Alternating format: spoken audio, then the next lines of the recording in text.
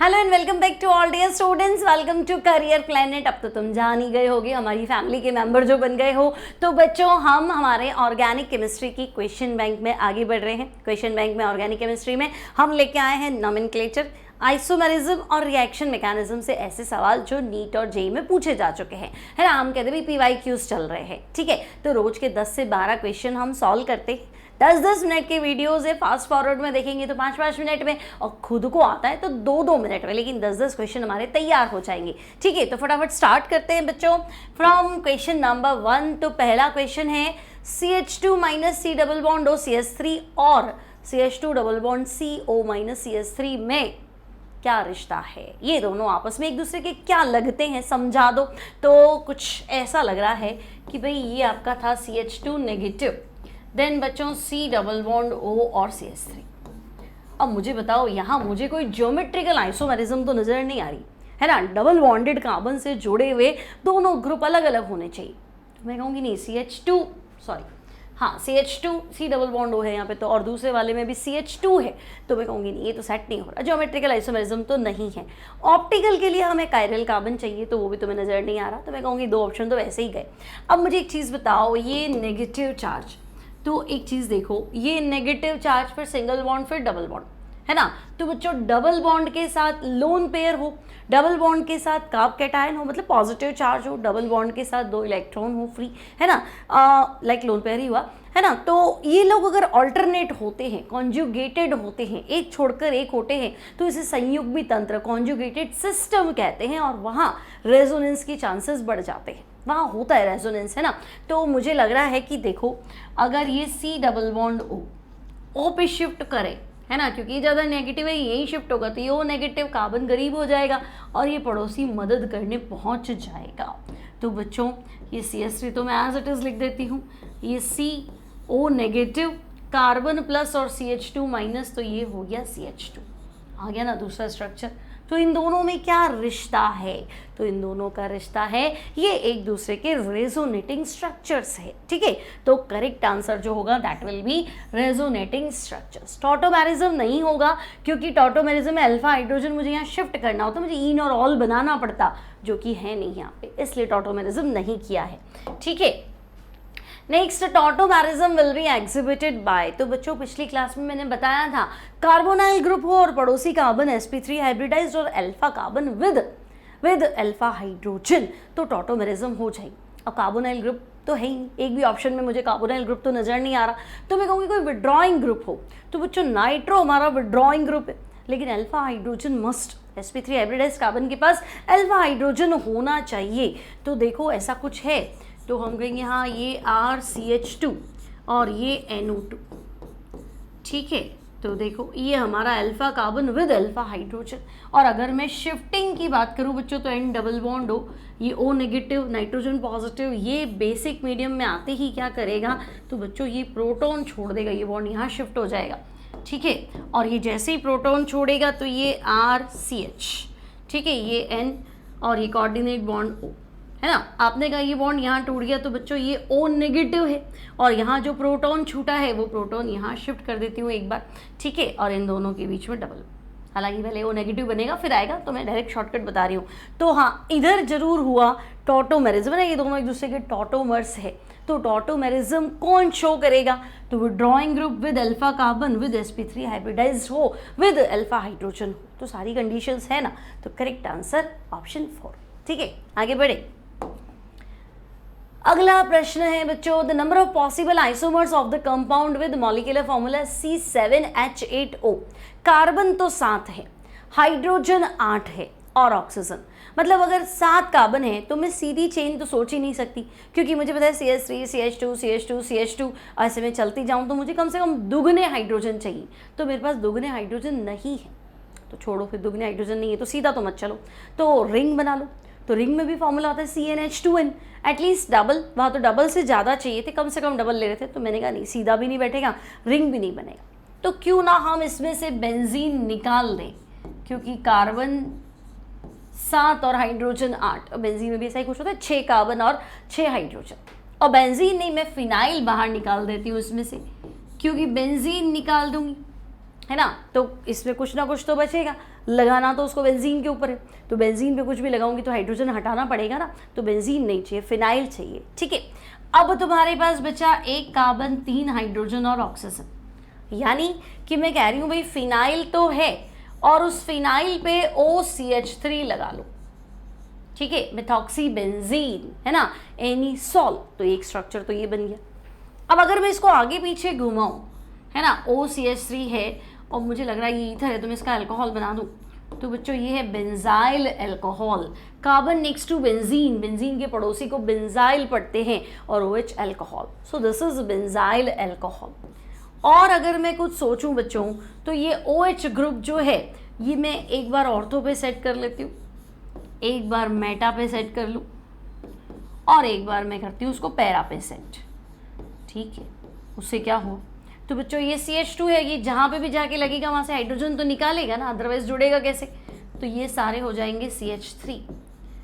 अब इनको पढ़ते हैं हम क्रिसॉल, तो ये है ऑर्थो क्रिसॉल, ये है मेटा क्रिसॉल और ये है पैरा क्रिसॉल। ठीक है, तो ये क्रिसॉल्स हो गए 3, एक बेंजाइल अल्कोहल हो गया, एक एनीसॉल हो गया यानी मिथॉक्सी बेंजीन, तो मुझे लग रहा है टोटल पॉसिबिलिटीज 5 है। ठीक है, सेम क्वेश्चन NCERT में है बच्चों, अल्कोहल फिनॉल ईथर वाले चैप्टर में, तो यहाँ आंसर होगा 5। ठीक है, 95 का क्वेश्चन है ये आपका नीट का, तो आंसर हो जाएगा 5, सिंपल, कोई दिक्कत नहीं, आगे चल ले। नेक्स्ट है बच्चों, isomers of a substance must have the same.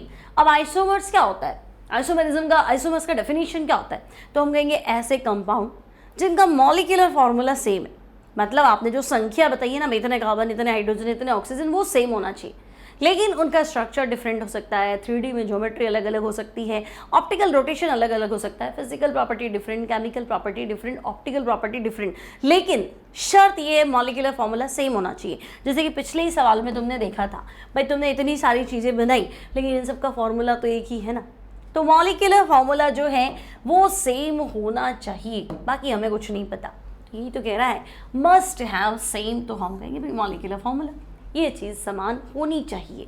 ठीक है, नेक्स्ट है बच्चों, how many chain isomers could be obtained from the alkene. तो बच्चों आपके पास C6H14 है, इसमें से टोटल आइसोमर्स कितने बना सकते हो, तो हम कहेंगे भाई देखो, पहले तो हम बना लेते हैं 6 कार्बन की चेन, तो 3 2 5 और 6, तो एक तो हो गया हेक्सेन।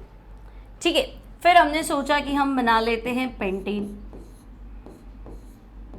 ठीक है, और मिथाइल में यहाँ लगा दूँ, तो बच्चों ये हो गया आपका 2 मिथाइल पेंटेन। फिर तो हम बना लेते हैं इसको ऐसे, 2 मिथाइल पेंटेन है तो 3 मिथाइल पेंटेन भी तो पॉसिबल था।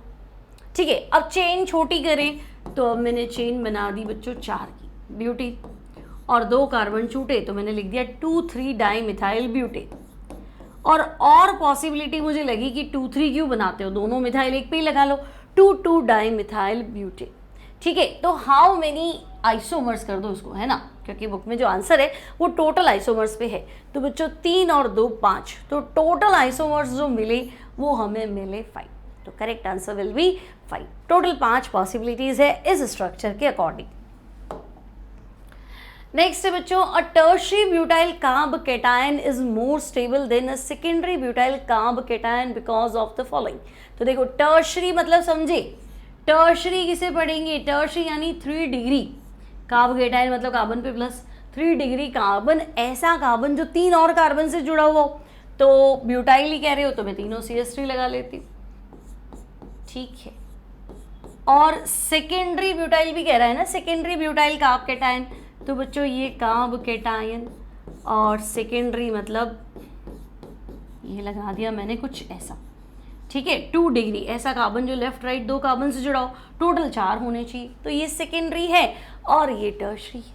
अब भैया टर्शरी वाला ज़्यादा स्टेबल है इससे, तो मेरी बात समझोगी क्या तुम, क्या कहना चाह रही हूँ मैं, ये कार्बन जिसपे प्लस है पड़ोसी कार्बन अल्फा, तो बच्चों ये तीनों अल्फा है, तो अल्फा कार्बन 3 और अल्फा हाइड्रोजन 9। यहाँ देखो ये कार्ब कैटायन है, पड़ोसी कार्बन अल्फा, तो लेफ्ट राइट दोनों ही अल्फा है, तो यहाँ मुझे लग रहा है अल्फा हाइड्रोजन 5 है। अब बच्चों एक टॉपिक आता है हाइपर कॉन्जुगेशन, जो आपको एल्कीन का स्टेबिलिटी देता है as well as carb cation की स्टेबिलिटी को भी एक्सप्लेन करता है। तो तुम्हें फिलहाल इतना बताना है कि जिस कार्बन पे प्लस है उसका जस्ट नेबर वाला कार्बन, उसका पड़ोसी जो है दैट इज कार्ब कैटायन। अब अल्फा हाइड्रोजन जितने ज़्यादा होंगे, अल्फा हाइड्रोजन जितने ज़्यादा होंगे HRS उतनी ज़्यादा होगी हाइपर कॉन्जुगेशन रेजोनेटिंग स्ट्रक्चर। अगर आप हिंदी मीडियम में पढ़ रहे तो अति संयुग्मन संरचनाएं, हाइपर कॉन्जुगेशन रेजोनेटिंग स्ट्रक्चर्स उतनी ही ज़्यादा होंगी, उतनी ही ज़्यादा स्टेबिलिटी होगी। तो बच्चों यहाँ अल्फा हाइड्रोजन 9 है या अल्फा हाइड्रोजन 5 है तो हम कहेंगे ये ज़्यादा स्टेबल है, इसका हाइपर कॉन्जुगेशन एक तरह का रेजोनेंस होता है तो वो ज़्यादा है ना। तो आपको ये बताना ये ज़्यादा स्टेबल क्यों है, क्योंकि इसमें हाइपर कॉन्जुगेशन की वजह से है ना। 3 रीज़न में से एक रीज़न बन जाएगा हाइपर कॉन्जुगेशन। तो correct answer option C. HRS ज़्यादा होंगे तो फिनोमिनन क्या है, तो फिनोमिनन तो हाइपर कॉन्जुगेशन है ना, दैट्स वाई। नेक्स्ट है paper chromatography is an example of. तो बच्चों क्रोमेटोग्राफी नेचर में वो सब्सटेंस जो बहुत कम अमाउंट में हैं उनमें जो भी इम्प्योरिटीज़ है उनको अलग करना, उनको आइसोलेट करना, उसके लिए एक मेथड है क्रोमेटोग्राफी। अब paper chromatography strictly partition chromatography पे बेस्ड है ना। इसमें पेपर्स के बीच में जो पोर्स है उसमें पानी भरा हुआ है या लिक्विड बना हुआ है वो एक फेज़ है, और जिनको अपन अलग कर रहे हैं वो क्या है, वो दूसरा कंपोनेंट, दूसरा लिक्विड, वो सेकंड फेज है, वो मोबाइल फेज है जो चल रहा है। तो धीरे धीरे पार्टीशन हो जाता है। So paper chromatography is type of, तो हम कहेंगे is example of partition chromatography. So correct answer option A. Then the most stable carb cation among the following. तो 2019 में ओडिशा नीट का क्वेश्चन है। तो देखो वैसे तो 1 डिग्री 2 डिग्री से कर ही लोगे तो तुम्हें लगेगा ये तो 1 डिग्री है, चलो है ना, और यहाँ मैं देख रहा हूँ 2 डिग्री है, तो भाई ये भी 2 डिग्री है और फिर तो ये भी 2 डिग्री है। तो अभी तो मैंने सिखाया था कि तुम अगर डिग्री पे जाते हो है ना, पहले तो डिग्री से कर लो, कार्ब कैटायन का स्टेबिलिटी ऑर्डर 3 to 1, और तुम्हें लग रहा नहीं ये तो 2 डिग्री फंस गए। तो बच्चों अभी क्या सिखाया था, जितने ज़्यादा अल्फा हाइड्रोजन होंगे उतनी ज़्यादा हाइपर कॉन्जुगेशन रेजोनेटिंग स्ट्रक्चर्स बढ़ेगी, उतनी ज़्यादा कार्ब कैटायन की स्टेबिलिटी बढ़ेगी। ठीक है, एल्कीन होता तब भी हम यही कॉन्सेप्ट लेते। तो अब मुझे बताओ ये तुम्हारे पास है ये कार्ब कैटायन, अल्फा कार्बन तो ये भी है और अल्फा कार्बन ये भी, ठीक है, ये बीटा है ना, ये 3 मिथाइल है, उस पर मत चले जाना। अल्फा कार्बन तुम्हारा ये है, ये नहीं, ये बीटा है। तो मुझे लग रहा है यहाँ तो अल्फा हाइड्रोजन 3 ही मिल रहे हैं, यहाँ तो कुछ है नहीं। ठीक है, अब ये बच्चों आपको दिख रहा है कार्ब कैटायन, अल्फा कार्बन ये भी है और अल्फा ये भी है।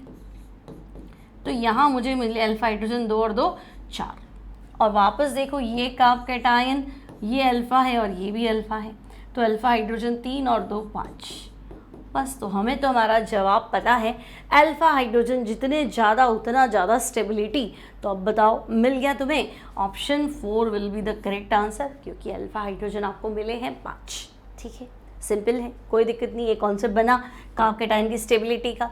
हर लेक्चर में कोई ना कोई कॉन्सेप्ट तुम्हारा बनना है ना, उसको थोड़ा ध्यान से करा करो। नाउ स्टूडेंट्स 2019 का क्वेश्चन है again, among the following the reaction that proceeds through an electrophilic substitution. तो बच्चों इलेक्ट्रोफिलिक मतलब अटैक करेगा ना, वो इलेक्ट्रोफाइल होगा। अब इलेक्ट्रोफाइल कब अटैक करेगा, तो मैं कहूँगी इलेक्ट्रोफाइल जनरेट करो। तो देखो आपने अगर सेकंड ऑप्शन पढ़ा है एनसीईआरटी में कि हमें चाहिए बेंजीन की इलेक्ट्रोफिलिक सब्स्टिट्यूशन रिएक्शन में एक लुईस एसिड। ठीक है, अब लुईस एसिड क्यों चाहिए, तो भाई ये क्या है, थोड़ा परेशान होता है ना, ऐसे AlCl3 तो ये खुद अपने 3 बॉन्ड बना रहा, 3 बॉन्ड मतलब 6 इलेक्ट्रॉन, यानी ये ऑक्टेट डेफिशिएंट है, ये चाहता है मेरा ऑक्टेट पूरा कर लो। साथ में हमने ले लिया क्लोरीन, तो क्लोरीन में क्या होता है, ये बॉन्ड यहाँ टूट जाता है, तो ये Cl- इसकी मदद करने पहुँच जाता है कि भाई आपके पास AlCl3 तो है ही ना, ये Cl- इसको हेल्प करने पहुँच जाएगा, इसका ऑक्टेट पूरा। और पड़ोसी जो Cl है ये प्लस हो गया, इसे पढ़ते हैं बच्चों क्लोरीनियम आयन। ठीक है, अब क्लोरीनियम आयन हो चाहे कुछ भी हो है ना, इस स्पीशीज़ पे प्लस है, तो बच्चों ये आपका इलेक्ट्रोफाइल है ना, ये जाके बेंजीन रिंग पे अटैक करना है। तो अब ऐसी कौन सी स्पीशीज़ है जिसमें इलेक्ट्रोफाइल जनरेट होगा, तो हम कहेंगे बेंजीन पे। जब लुईस एसिड की प्रेजेंस में किसी का अटैक कराते हैं, हैलोजन वगैरह का अटैक कराते हैं या कोई भी कंपाउंड का, तो लुईस एसिड की वजह से लुईस एसिड तो माइनस वाला पार्ट ले लेता है और पॉजिटिव यानी इलेक्ट्रोफाइल हमारे पास रह जाता है जो अटैकिंग स्पीशीज़ है और बेंजीन पे जाके धावा बोलती है ना। तो अगर इसकी जगह मैं मिथाइल क्लोराइड ले लेती, एसिटाइल क्लोराइड ले लेती, है ना, वो सब इसी में आते इलेक्ट्रोफिलिक सब्स्टिट्यूशन। सो करेक्ट आंसर जो हो जाएगा बच्चों वो हो जाएगा ऑप्शन बी। इसमें तुम्हें लगेगा ये भी सेम है लेकिन ये यूवी लाइट है, तो बच्चों यूवी लाइट में सब्स्टिट्यूशन होता है ना, और इलेक्ट्रोफाइल नहीं, फ्री रेडिकल सब्स्टिट्यूशन होता है। ठीक है, तो ये सेकंड नेक्स्ट आंसर इसका पॉसिबल नहीं था। नेक्स्ट है बच्चों, which of the following carb cation is expected to be most stable. तो मुझे लग रहा है कि चारों ऑप्शन में नाइट्रो ग्रुप लगा रखा है ना, तो नाइट्रो का मुझे रेजोनेटिंग स्ट्रक्चर देखना चाहिए। तो बच्चों पहले मैं सिंपल नाइट्रो का रेजोनेटिंग स्ट्रक्चर अगर ट्राई करूं तो मुझे लगा ये बेंजीन रिंग हो गई, ये नाइट्रो ग्रुप हो गया एंड डबल बॉन्ड हो, कोऑर्डिनेट बॉन्ड हो।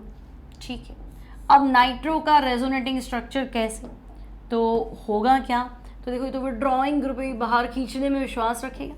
तो बच्चों N double bond O negative nitrogen positive, ये आपका इलेक्ट्रॉन शिफ्ट हो गया इधर। तो ये वाली साइड है ना ये नेगेटिव और ये वाली साइड है ना, तो मैं सिखाया होगा मैंने 12th क्लास में जब पढ़ा था, जहाँ एरो आता है ना बच्चों वो नेगेटिव और जहाँ पूंछ आती है, जहाँ टेल आती है वो वाली साइड क्या होती है, पॉजिटिव। ठीक है, अब हम क्या करें, तो बच्चों देखो मैंने क्या किया है कि ये आपका N हो गया, ये O नेगेटिव हो गया, ये कोऑर्डिनेट बॉन्ड हो गया। ठीक है, आपने कहा कि भाई ये बॉन्ड नेगेटिव, तो ये O नेगेटिव तो नाइट्रोजन प्लस भी तो हुआ, तो हम कहेंगे हाँ ये नाइट्रोजन प्लस और ये वाला कार्बन माइनस, ये दोनों डबल बॉन्ड बना देंगे और यहाँ रह गया प्लस और ये। ठीक है, तो ऐसा स्ट्रक्चर तो तुम्हें मिल ही गया होगा, है ना, ऑप्शन नंबर 1 में। नहीं, ऑप्शन नंबर 1 में नहीं मिला। ठीक है, ऑप्शन नंबर कहीं नहीं मिला क्या। ठीक है, चलो अब ये हो गया। अब प्रॉब्लम क्या है कि एक रेजोनेटिंग स्ट्रक्चर तो ये है, अब मैं इसको आगे शिफ्ट करूं इस बॉन्ड को, तो बच्चों ये वाली साइड आपकी नेगेटिव, बैक साइड पॉजिटिव। ठीक है, तो हम कहेंगे देखो सब कुछ सेम रखना है ना, E नेगेटिव है, ये कोऑर्डिनेट बॉन्ड है, ये नेगेटिव पॉजिटिव डबल बॉन्ड और ये प्लस, और अगला स्ट्रक्चर वापस ऐसा आएगा, प्लस इधर की जगह इधर हो जाएगा। ठीक है, तो आंसर तो इन दोनों में से एक बनाना है, लेकिन मुझे बताओ नाइट्रो तो विड्रॉइंग है ना। अब अगर विड्रॉइंग ग्रुप है, इलेक्ट्रॉन खींचने वाला ग्रुप है, तो उसको माइनस पड़ोसी हो तब तो हेल्प मिलती है ना, प्लस वाला तो बेचारा वैसे ही गरीब होता है, उससे तुम मांगने पहुंच जाओगे तो अनस्टेबल कर दोगे। ठीक है, तो हुआ क्या, तो अगर आप नाइट्रो ग्रुप और कैटायन को पास पास में रखोगे तो मोस्ट अनस्टेबल हो जाएगा। ये तो विड्रॉइंग है, ये इलेक्ट्रॉन मांग रहा है और आपने प्लस रखा है, तो ये तो पॉसिबल ही नहीं है ना, तो ये तो हुआ ही नहीं। ठीक है, तो अब मुझे चेक करना है।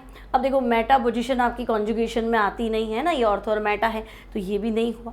अब क्या बचा, वापस वो तो वहीं आ गया स्ट्रक्चर, वो भी नहीं बैठेगा। तो बच्चों ये जो स्ट्रक्चर है, ये नाइट्रो ग्रुप और कैटायन जो है वो मैक्सिमम डिस्टेंस पे होना चाहिए। इन दोनों के बीच में जो दूरी है वो अधिकतम होनी चाहिए। क्यों, तो हम कहेंगे विड्रॉइंग ग्रुप है, इलेक्ट्रॉन खींचने की नेचर है, तो प्लस से जितना ज़्यादा दूर रहेगा उतना ज़्यादा स्टेबल होगा, चार्ज सेपरेशन मैक्सिमम होगा। ठीक है, दैट्स वाई जो हमारा मैक्सिमम करेक्ट आंसर जो होगा यहाँ पे दैट विल बी ये ऑप्शन नंबर 3। तो करेक्ट आंसर हो जाएगा बच्चों ऑप्शन नंबर 3। नेक्स्ट है which of the following is correct with respect to -I effect of the substituent.